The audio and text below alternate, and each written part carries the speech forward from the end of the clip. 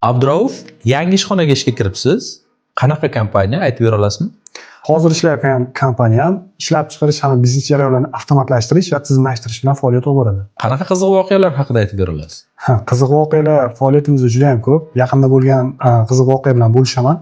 Bir tekstil fabrikasida xomashyo omborida $350 ming mato rahbarga ko'rsatilmagan holatda olib kelingan.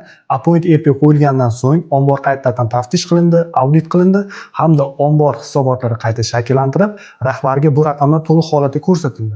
Boshqaruvchi esa bu hisobotni sizga yil yakunida bermoqchi edim deb turib, qutulib keta qo'ya qoldi.